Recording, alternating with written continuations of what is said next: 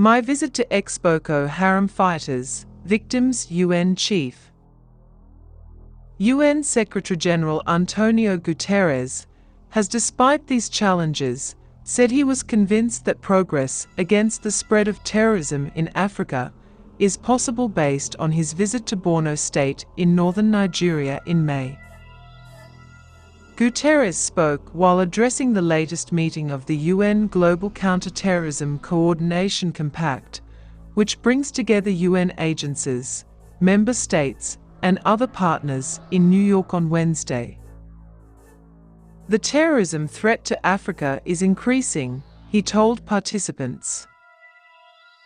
But he noted that his visit to Borno, a stronghold of the extremist group Boko Haram, convinced him that progress against terrorism in Africa is possible.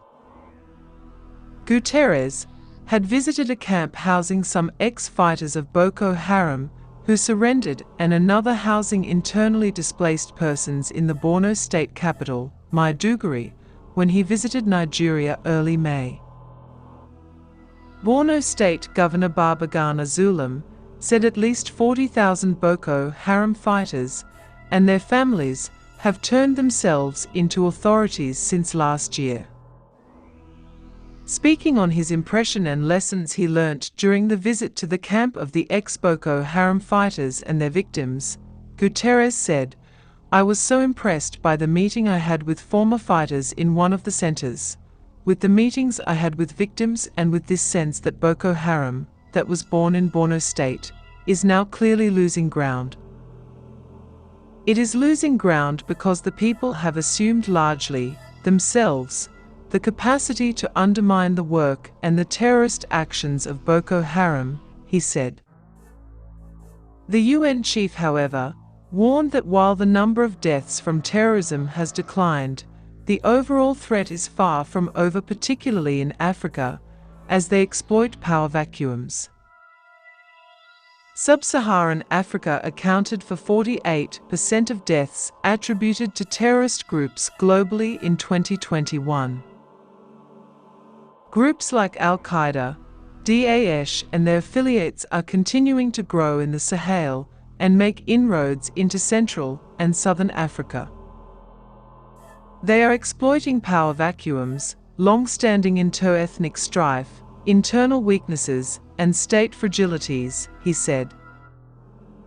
In conflict-affected countries, such as the Democratic Republic of the Congo, Libya and Somalia, terrorism has intensified cycles of violence, fueling further instability, undermining peace efforts, and setting back development goals.